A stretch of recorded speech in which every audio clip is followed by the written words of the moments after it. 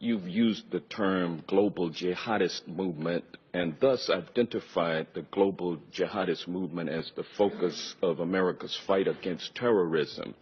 Isn't it a fact that the global jihadist movement is very closely linked to the teachings of Wahhabism? Yes or no? Yeah, I would say they draw inspiration in a perverted sense, but yes, I would say, and Robert may want to elaborate on that. The two big global jihadists are Al Qaeda and ISIL. And they draw their inspiration from the Wahhabi strain of Islam, isn't that correct? Yes. And the Wahhabism is a 18th century offshoot of Sunni Islam, which began in the land that has come to be known as Saudi Arabia. Isn't that correct? Yes. And Wahhabism seeks to purify Islam by getting rid of a number of human behaviors and practices that it considers to be sins against Allah. Correct? Correct. And Wahhabism is a strict, fundamentalist, highly intolerant strain of Islam. Correct? Yeah. Correct? And now, isn't it a fact that the Saudi ruling monarchy derives its legitimacy by reliance on the ideology of Wahhabism? You want to? The Saudis are riding a tiger. The Saudis are riding a tiger. So if you will answer what the I'm question, saying, isn't it a fact? No, I wouldn't put it that way. I would say it's not a fact that they depend solely on Wahhabism for their legitimacy. They derive legitimacy from a variety of things. One of them is Wahhabism, but it is not the only one. Well, is it fair to say that Wahhabism is the state-sponsored religion of Saudi Arabia?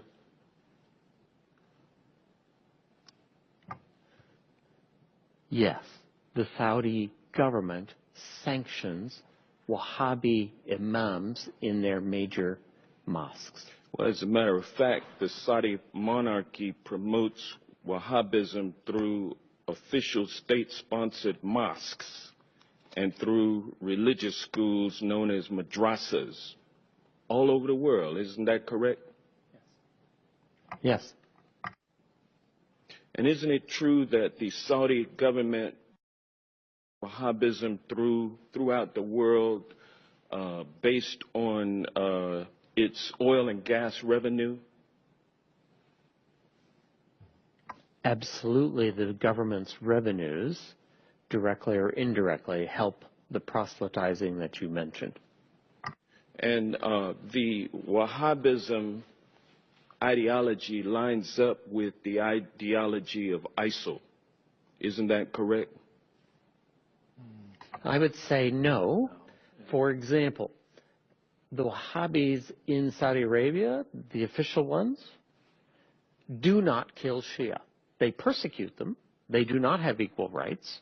They do not have equal rights, but they don't kill them. However, a Shia in Mosul or a Shia in Raqqa is liable to be killed. Well, yeah, but it's true, though, that the ideology of ISIL lines up with Wahhabism. I would say it's a starting point, and then the Islamic State has taken it several steps farther. Yes. And is it fair to say that Saudi support for the teachings of Wahhabism create fertile ground for ISIL recruitment efforts? I think Saudi promotion of Wahhabism is absolutely a problem in terms of Islamic State recruitment.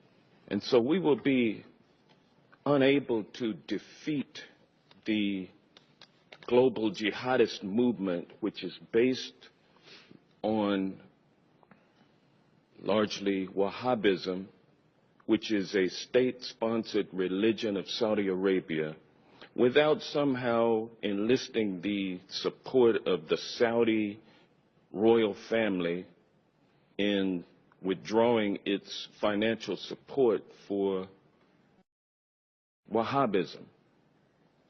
Is that a fair assessment? So in the discussion we had earlier about dealing with radicalization in the first place, this is what you're talking about, right? I think Saudi Arabia is a center of where that needs to take place. So there needs to be a discussion with the Saudis about their support for Wahhabism and how it should be treated and how they should think about it. So absolutely right. What was the latest amount of arms that we sold to Saudi Arabia? The latest shipment, I think it was, what, $100 million worth of arms? Well, there's support for the campaign in Yemen, but the arms sales that occur periodically are in the billions of dollars. Thank